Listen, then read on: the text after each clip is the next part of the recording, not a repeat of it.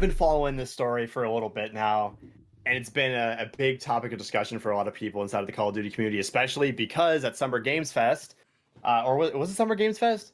One of those, I Game think it was. Awards, or no, it was Summer Games Fest. My bad. Yeah, Forgetting my gaming events Summer here. Games Fest. Yeah. I got mixed up with the Xbox Showcase, but at Yeah. Summer Games Fest, the CEO of 1047 Games, which makes Splitgate 2, called out Call of Duty, saying Call of Duty is the same every year.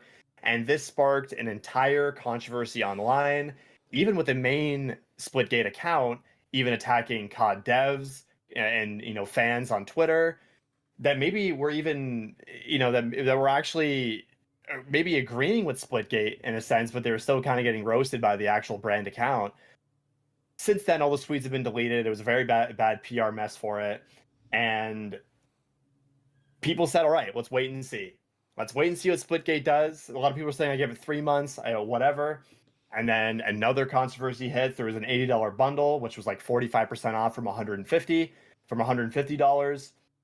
That was a whole nother controversy. A little more time passes after that. You can see the player numbers declining because I think a tweet that JGod put out, what he noticed that when all the hashtag ads stopped for Splitgate 2, the player numbers went down dramatically. And you can see this based on the Steam charts. It is now probably on almost under 1,000 concurrent players. And also came out and revealed that a total of around $500,000 was paid to creators to promote the game, saying like, oh, hashtag Splitgate partner, hashtag ad, all those sorts of things. Stuff you would see from paid promotions.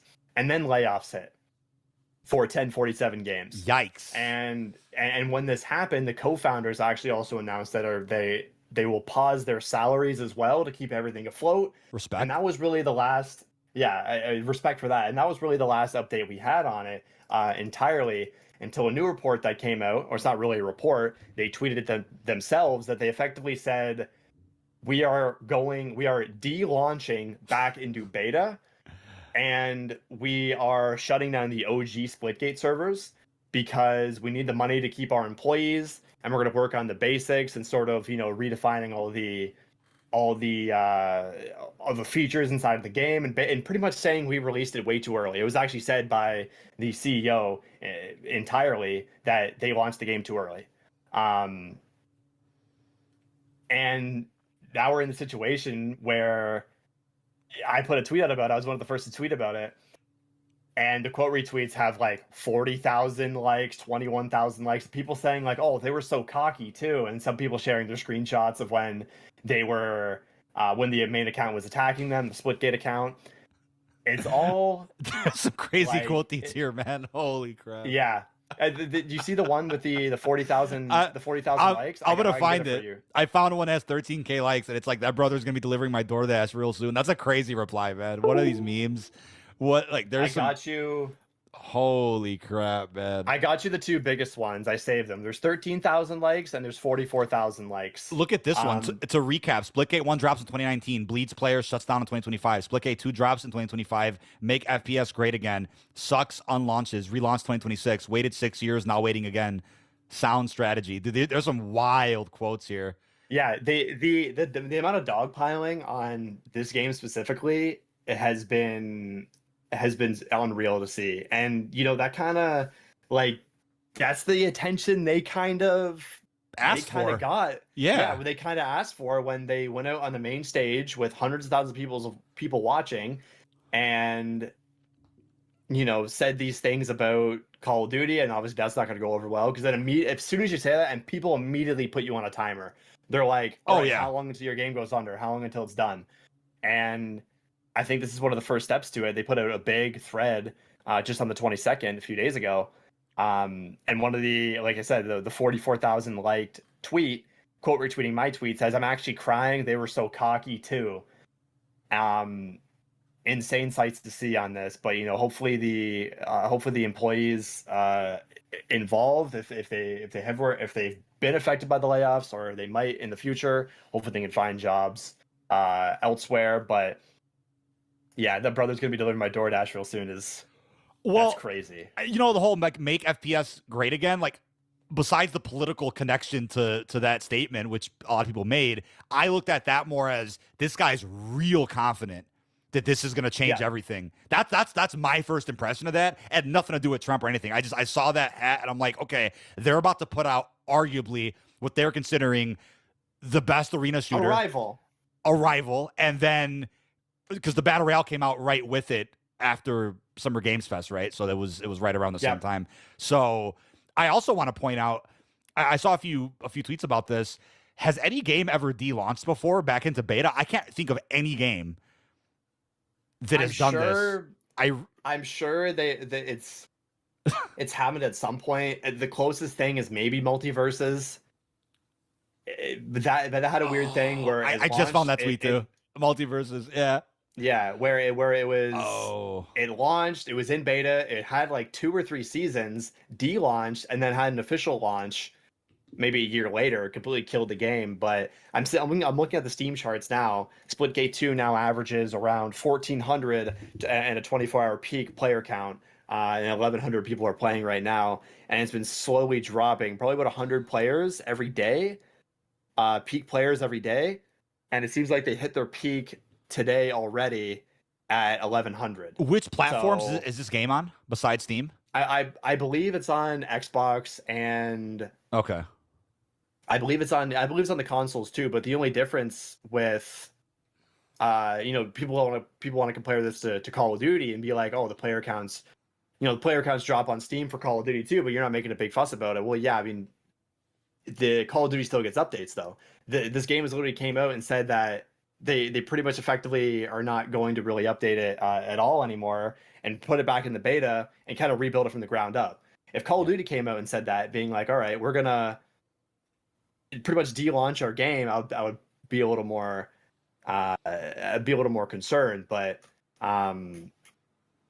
this is what's going on with Splitgate. You see a lot of people saying, I'm sure you've been going through the comments on that, just absolutely insane. They're funny. They're really funny comments. Like but it's just kind of like they asked for the CEO going out there. He kind of asked for this attention from these people. I know you're a big Borderlands fan, and I'll connect this for just a second to that comment the CEO made, which also got flack for when he said, the game's $80 or whatever the price was. If people want it, they'll buy it. Yeah, that's one of those examples where real fans will buy it. That was the exact word. Real fans will pay anything. It's like, that's obvious. Real fans will pay anything. They'll pay $150 for a Jug Edition on Black Ops 3. They'll pay $200 for whatever. That's obvious. Real fans will pay any amount of money for X product, but you don't say that. And I don't know. I don't know why CEOs in particular, some of these studios, think that they could really just get away with saying stuff like that. Because maybe it won't really impact the game, like in Borderlands' case. But still, don't say shit like that. That's just not a good look for the whole studio. I'm sure the devs underneath will never be able to say anything, but they don't like when their CEO talks shit. And especially with Splitgate here, I can't imagine. All the Splitgate devs saw those hostile replies towards COD devs, towards other franchises, and I don't think they agreed with the main account. Yeah, the main account saying that. Splitgate account. Imagine that's Call even of Duty. Imagine Call of Duty quote retweeting Battlefield devs being like, "You'll never be number one on the sales on the charts or whatever." Like, that's just weird. or like what weird. What if they tweet, "Oh well, Vanguard still beat 2042." Ha ha ha! Put a GIF next to it. like they could, they wouldn't do that. I don't think God would ever do that. I don't think. We could sit here and talk shit because we're just like players. We're just like guys, fans, and we're just dudes. But you could clearly tell that the CEO hopped on the account and was like steaming. Like, he was like really upset, quote retweeting randoms on Twitter and just and getting in big threads of replies to people.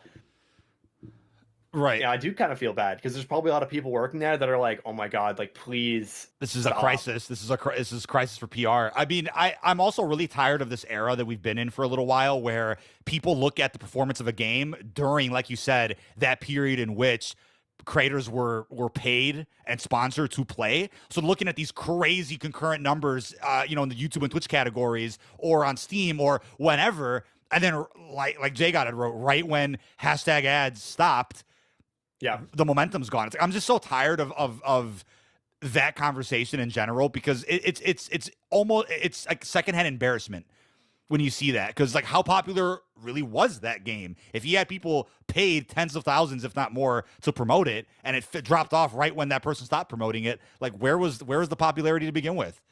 On top of the bad PR stunts on Twitter and all those replies, like that's not a good look at all. Yeah. I don't understand. I don't understand And that they approach. they achieved their goal. I remember seeing a lot of the Fallout videos of, you know, the CEO sort of explaining their philosophy behind what they did at Summer Games Fest with with the hat, and you know what they said. And basically it was just to get attention, to put eyes on the game, because the previous event they were at, they had a normal panel, they just said what they wanted to say and no one really cared. Um Need so to garner some more impressions on Twitter, I suppose. Yeah, so they flipped the script this time. Like, you know what? We're just gonna rustle everyone's feathers, and you know, maybe this would have happened anyway, regardless. If they would have said that or not, I think that's, you know, we might never know. And I think it's probably the same outcome, but it's still just like we see it time and time again. We saw it with X Defiant. X Defiant is completely offline now, by the way. The servers are gone. It's vanished. You can't play it anymore. That game barely didn't even last a year, or did it last more than a year? I actually don't know. Didn't last long anyway, and they had that same problem. Releases, updates aren't fast enough, people fall off. The hashtag ad stop, people fall off. Yep. And Splitgate kind of had double whammy, where they released it, they lacked features, they lacked even certain playlist features to queue solo duo, I believe. I think that's what the CEO said. And they're like, all right, we're just going to pull it back in the beta. At least, I mean, I honestly respect it for just coming out and saying it how it is. It's something. It's a good move. It's a good move forward. Yeah. What? But yeah, that's just. What were you gonna say? Which actor was it? Was it the God of War actor who also threw shade at COD and some other games like a year ago? It was another Summer Games event of some sort. I believe it was at the Game Awards, and it was the actor that plays Kratos in the new games. I forget his name, but he basically said like, "Oh, my speech is longer than this year's Call of Duty campaign," and I'm like, that always sat wrong with me, because like obviously it's, you know, the MW3 campaign. It wasn't really all that, but it's just like, as someone, you know, as a voice actor inside of the gaming industry, like, you know what goes on behind the scenes with these games. And just to sort of say something like that, I feel like it's a little bit, you know, it comes off really. It was weird. It was for like a laugh. It was for like a joke, and obviously I get that. Well, I guess we're never seeing a God of War collaboration in Call of Duty.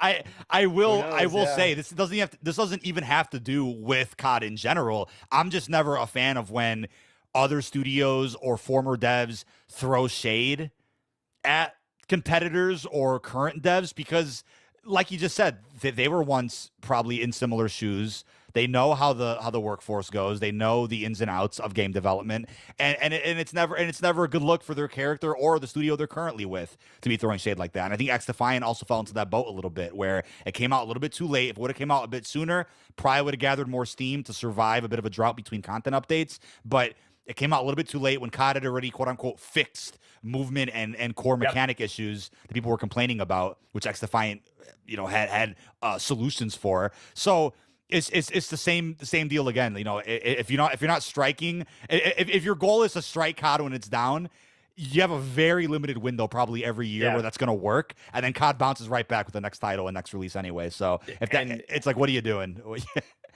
And this sort of leads into Battlefield 6. Will the same fate happen to Battlefield 6? That's yet to be seen.